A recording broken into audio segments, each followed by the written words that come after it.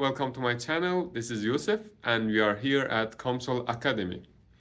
If you don't know me and if you don't know what's the deal here, please go and watch the first video. We already have covered it, but to give you a briefing, I'm a PhD candidate close to finish my degree. I've used COMSOL a lot for my papers, for publications, for projects, for research, and I've also taught it to many people.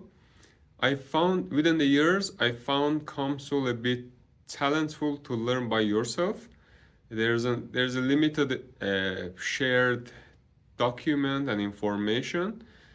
So I decided to make this channel, upload videos, and try to share my knowledge on COMSOL with everyone who is interested and who wants to put time and learn together. With this, I'm also learning. So if you haven't watched the first video, go and watch it from there if you watched it. So let's get started.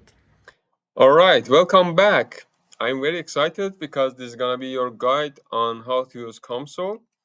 As we already have discussed in this channel, we are gonna cover basics and fundamentals of COMSOL simulator and key features all the way to the different settings, different boundary conditions, and progressively building up toward the advanced modeling.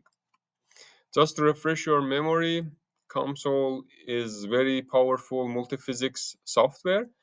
You can use software for your single physics simulation with great precision and control, but you can combine different physics and make a single unified simulation environment. You can use COMSOL for your real life problems, like you can combine solid mechanics and electrical physics to come up with a simulation for pressure sensor. COMSOL is using finite element method to solve the problems.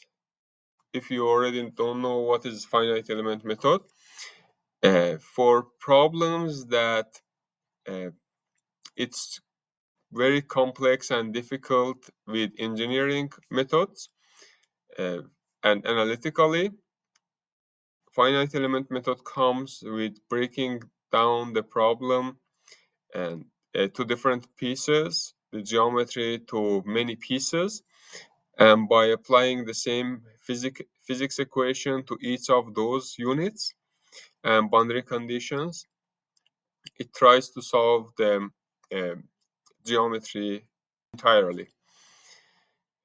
So when it comes to COMSOL, it is finite element method. It breaks down the geometry. It goes over all of them by solving the same physics equation, and at the end you will have your solution. That's why COMSOL is fast in calculation relatively to the compared to other softwares. It comes with quick computation time. Other feature of the COMSOL is you can integrate it with different softwares like AutoCAD, SolidWorks, Excel, MATLAB. With designing softwares like AutoCAD, SolidWorks, you can have your design from them imported to COMSOL and using directly those designs for your simulation. For MATLAB, you can connect it as input, or you can connect it for link it as out to collect output and analyze output. It's quite interesting. You can use your optimization, self-developed optimization from MATLAB and run simulation, collect information, and analyze the data.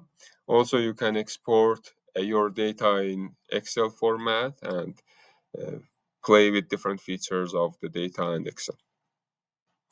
Also, when it comes to libraries, COMSOL is unique and it has comprehensive libraries, material properties. You can have temperature variable or physics dependent library or material properties. So it is gonna simplify your simulation and make it more precise and close to real world. Also, COMSOL has quite interesting visualization. especially with this recent upgrade. They've become much smoother. The video and the visualization has become much smoother. You can generate uh, videos, images, graphs, which you can directly import to your presentation with a very high resolution professionally. And that's another feature I like about COMSOL. COMSOL covers many diverse domains. 99% I'm sure you can find your interested physics to solve your problem, from AC/DC, solid mechanics, acoustics, microfluidics, all the way to uh, particle tracing and nonlinear structures. Also, you can combine them and come up with multiphysics simulation. Another great feature of COMSOL is Application Builder.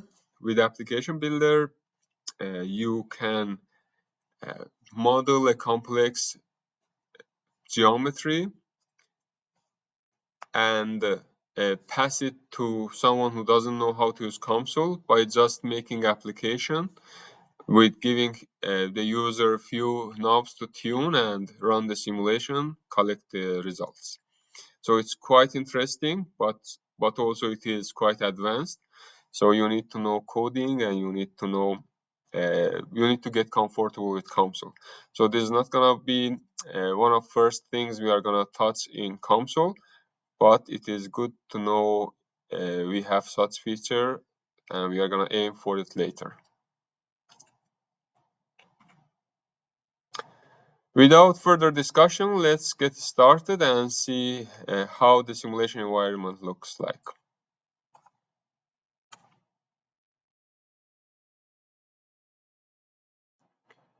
Okay, when you come to COMSOL software, you have two options to generate a simulation environment: Model Wizard and Blank Model. 99% we are gonna go with the Model Wizard unless we want to we become very comfortable with the simulation and we want to make everything up from the scratch. So we go with Model Wizard. You have various options for the dimensions of this model, all the way from 0D to 3D. You can have cylindrical models using 2D axisymmetric, or you can have simple simulations using the lower dimensions. Important tip: try to scale down your simulation to lower dimensions, because if you go to the higher dimension, it is gonna be difficult to control your simulation, and usually we keep it to the very last step of our modeling. So if you can scale down your simulation, go for it. 1D, 2D would give you better results for the start, and if needed, we can go always to the 3D. So for today, I'm just gonna show you a 2D simulation. After selecting the dimension, the domain dimension, you will see a list of physics that COMSOL is offering to you. We have AC/DC acoustics all the way to mathematics. If you expand each of them, you will have different options. Let's say we want electric fields and currents, or you are not sure about which one to pick. You go click on one, and you are gonna see the description here. By reading it, you will have feeling about if it is right physics to use for your simulation or not. For example, here it is gonna solve Gauss law for the electric field using scalar electric potential as the dependent variable. So if you choose this physics, you will have electrical potential. You will not have current. If you are after calculating current, you have to go to electric current. So it is going to solve current conservation based on Ohm's law. Still, from electrostatics, you can get current, but you need to calculate it yourself by using different properties and different data. As you go down, you have acoustics, you have different physics, and the way we choose physics, if you already know, like, your simulation is gonna be mechanical. So you come to select solid mechanics and you are gonna see what simulations, what equations it is solving, and for what simulations it is good for. But I'm gonna show you another trick how to learn what physics is proper for your simulation. So let's say our simulation is gonna be solid mechanics. We select it, double click or add. Here you will see the dependent variables. So you will have access to U, which is gonna be displacement field in meter, or displacement field components, UVW, which is great. So we are gonna select study. For study, again, we have different options. We can solve for eigenfrequency, frequency domain, stationary, time dependent, or we can do different other analysis. I don't want to overwhelm you with these different options, but it's good to know that you can have one study as input for another study. So you can find eigenfrequencies and apply it for the stationary simulation or time dependent, either manually or automatically. So you can have them as steps for your simulation. But for now, we are going to go with basic and we are going to choose one physic. Let's say we choose eigenfrequency. Still, you can read the description for each study and make yourself comfortable with different studies. All right, we are here with the COMSOL simulation environment. Up here, we have access to different panels we are going to use it for our simulation. Application builder, as we discussed here. In home, you have quick access to the same options up here. Here you have model builder. Everything you add from the up here ribbon, it is going to come down and it is going to get to this tree for quick access. Here you have your graphics. You can, the geometry you are going to make is going to appear here, and you can select from here different edges, different domains. Here you will see the description and settings for each of the items you are going to select here. Like solid mechanics, you are going to have settings and description for it. You can change properties. And down here you have messages for your running, for your runs, progress of run, log of runs, and table if table is generated. So what do we have up here? Definitions. There is built-in functions. You can explicitly have selections of domains. You can have domains combined together or intersect them, difference them. You can have different geometries. You can have circle, ellipse, rectangle, and these are going to be different if you have 3D simulations or lower dimension simulations. And also you can have much more options if you explore. With sketch you can have more manual or more complex geometries. You have material here, add material. You can have access to the material library, which is going to show up here. and you can use the already defined materials based on the simulation you have. And if there's some information missing from the material, you can add manually. We are going to cover it later. You can have a blank material. You will go through the material properties by yourself, define them one by one, and so on and so forth.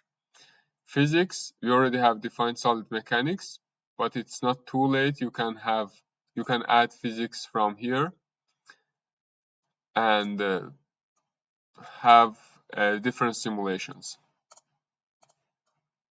Also, you can add multiphysics if it is not already defined based on the selections you had.